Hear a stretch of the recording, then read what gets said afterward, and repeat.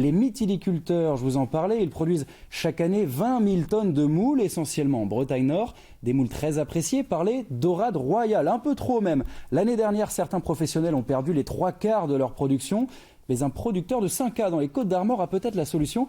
Il l'a présenté à Gilles Lemorvan et Vincent Bars. La baie de l'Arguenon dans les Côtes d'Armor. L'an passé, Guillaume a perdu ici, comme certains collègues, une grosse partie de sa production de moules de bouchot, 70%. La faute aux prédateurs traditionnels, les araignées de mer, les macreuses, les goélands, mais aussi, et c'est nouveau ici, à la dorade royale qui s'invite à la fête, un carnage. Elles arrivent à manger à travers le filet, à croquer les moules et rien ne les arrête et elles déchirent même parfois le filet pour pouvoir arriver à leur fin. La dorade est capable en une nuit de faire les dégâts des autres prédateurs, ce qu'on va voir sur une année.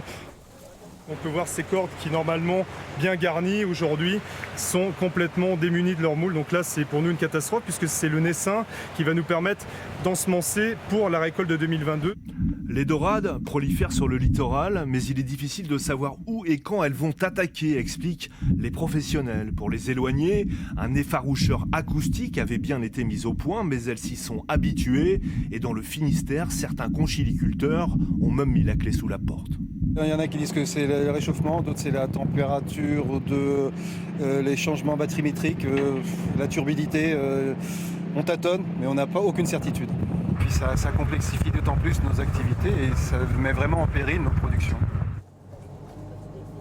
Pour protéger les pieux, il y a bien ces gaines plastiques, plus efficaces que les filets, mais qui abîment aussi les moules. Alors à 5A, Guillaume a peut-être trouvé la solution, un écarteur qu'il fixe sur ses pieux. Donc grâce à ces écarteurs aujourd'hui, on a une gaine qui reste en périphérie du pieu, en périphérie des moules, et qui est donc une barrière, un obstacle à la prédation, car les prédateurs ne peuvent plus approcher des corps des moules.